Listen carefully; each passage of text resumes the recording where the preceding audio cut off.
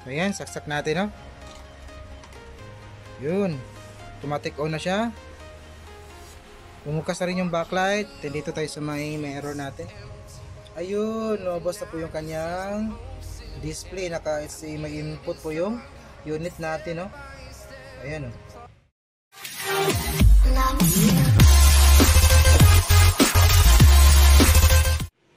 So yun, no, magandang araw po sa inyo lahat mga paps, and welcome back sa ating channel, no? So may gagawin tayo ngayon, isang Sony.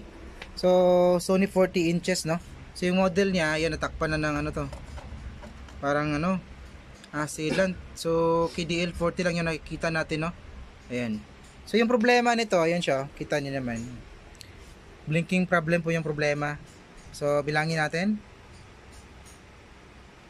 1 2 3 4 5 6 10, stop. Ayun, then balik na naman sa 6 na blink na kulay red. So yung marami na tayong mga na-experience ng ganitong problema na inakala natin na backlight pa mga ganitong model, no? Ito pala klaro-klaro ng model nito. Ito pala yung ganyang model, KDL 40W667A. Ayan. So very common to na problema. Marami tayong mga na-experience ng ganito, 32 at saka pang tatlong ano to, 40 inches, no? Na 6 blink siya. So kapag 6 blinks is ano yun, backlight problem. So dito hindi po siya backlight problem. Yung problema niya yung kanyang inductor coil. Ayan, no? So tingnan nyo dito, ito yung papasukan ng ating 19.5 volts galing sa may adapter natin. Ayan. Then dito rin nilagay yung ating backlight driver na magsusupply sa ating backlight, at yung kanyang supply dito rin galing, no? Dito nilagay. So tingnan nyo, yung inductor coil na dito sana, no, para siyang choke coil, dadaanan ng ating 19.5 volts na papasok sa may MOSFET dito. Ito po siya, nalaglag. Ito po, ayun. So kung titingnan mo siya, parang dinaanan siya ng matinding init kasi yun, no? Parang nagbago na, deform na po yung kanyang forma. Ayan. So yung number nito is ano siya, 220. So may na-experience tayo nito. Bali yung ginawa natin is ano, nilagay natin dito sa may heatsink niya. So yung 32 to, 32 yun. Tapos yung dati naman, 40 inches na ginawa natin is dinikit natin sa body ground. Is ano, natatanggal talaga siya dahil sa sobrang init. Yung kanyang hinang naman, at ginawa natin ng wiring pala yun. Tapos yung wiring niya matatanggal na, sobrang init ng coil, inductor coil na to. Ayan, no? So yung ginawa natin dun sa last video natin is ano, pinalitan natin siya, kumuha tayo sa ibang unit. So bali yung number is same pa rin. So ito may kinuha tayo, hindi sila masyadong pareho ng forma, pare-pareho po siya ng number 220. So yun, no? Kinuha natin dito sa may board din ng Sony, spare natin. So hindi po sila katulad, no? Kaiba po sila. Ayan. So subukan natin to, try natin to na ikabit dito, tapos check natin kung iinit ba yung inductor coil na to. Kasi yung kung ibabalik natin to, for sure, ito, nako, nalaglag, wait. Kung ibabalik natin to, for sure is iinit talaga siya, at matatanggalin yan dito sa may lagayan niya. Siguro hindi aabot ng isang araw, matatanggalin yan sa sobrang init. Iwan ko lang kung nagbago ba yung resistance nito, or talagang may problema na tong coil na to. Kasi kung titest mo siya, nasa 0.1 naman yung kanyang reading. Siguro since value to, bali i-check natin to ngayon. Ito.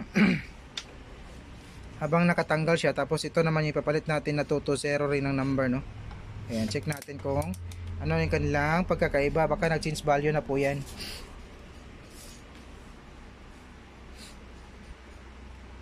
Ayan, so ito yung original. Check natin kung anong value nito. Bihira kang tisprad ka, bihira kang, pangit mo naman.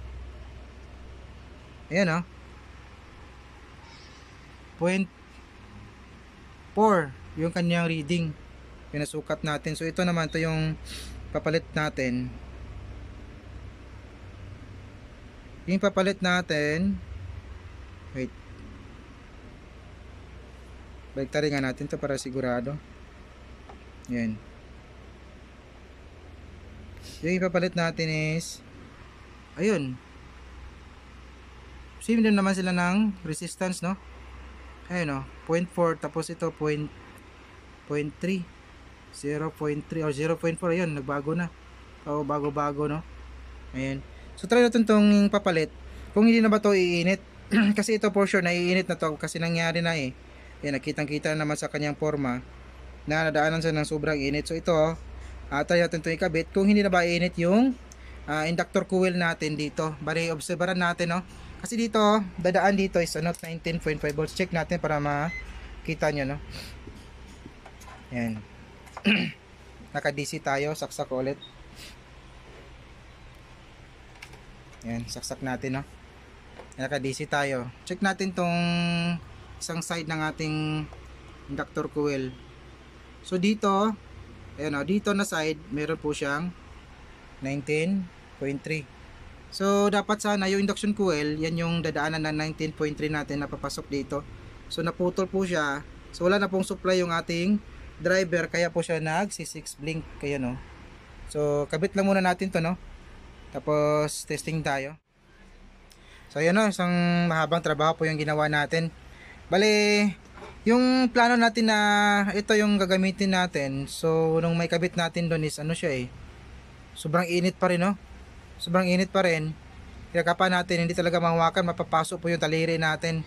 So napaisip ako na baka may problema na yung board nito at balak ko sanang palitan.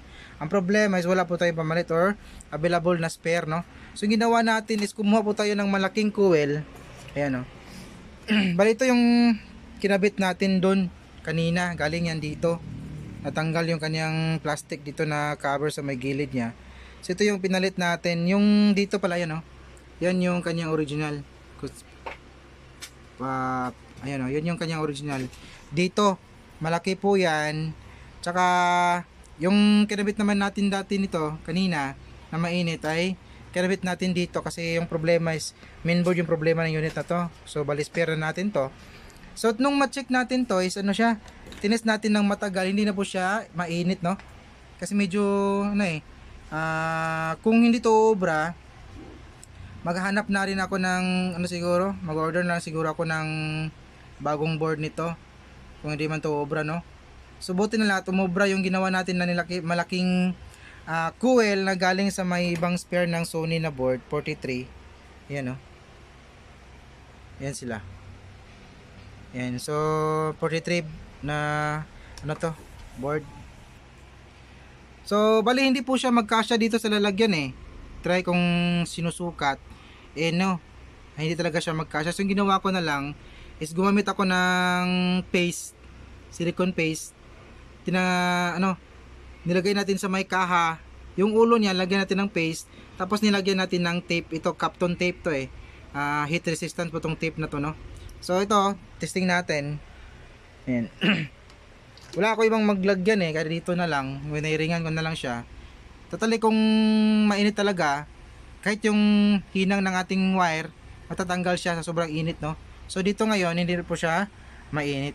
So normal naman na may mainit konti, pero hindi talaga sobrang init, no? So ito yun, gumana na po yung backlight natin, eh. Then, ayun. Nabas na po yung kanya HDMI input ng ating unit. Ayun, so nag-display na po siya. Hindi na po siya nag-blink 6 times. Ayan, o, steady na po yung kanyang ilaw. Ayan. So ito, tingnan nyo, hawakan natin, no? Kanina hindi po natin nakakapa yung board na yung ginamit nating coil. Saan na yun? Ito, ito hindi po natin to makakapa. Sobrang init, papasok talaga yung daliri mo. Ayan, so ito, ninawakan natin na yun, no? Nakakapa na natin. May konting maligamgam siya, yun yung normal. Hindi talaga sobrang init. Ayan. Ayan, o. So kanina, dinikit din natin tong yung coil na to. Yan yung coil na to dito sa kaha natin. Kinakapa mo yung kanyang gilid, ay sobrang init talaga. Nakakapaso siya. So ito ngayon, nung bagong coil, medyo malaki siya. Normal na po. Hindi na po siya masyadong mainit. May mainit konti, maligamgam, which is yun nga, sinasabi ko kanina, normal lang yun. Ayan. So kinakapa natin, no, back. Okay na siya. Hindi na siya masyadong mainit. Ayun. So ito lang po yung gusto kong ibagay sa araw na to, no. medyo matagal yung trabaho natin kasi naghanap pa tayo niyan. Nagbukas pa tayo ng isang unit doon, no, sa may unahan natin para makuha natin yung board na to, para makuha natin yung kanyang coil para ipapalit natin dito sa unit natin. So nga dito lang yung video natin. Maraming salamat sa mga nagsigang nanood, no. May God be with us always. Hanggang sa muli, this is your service D technician. Peace out.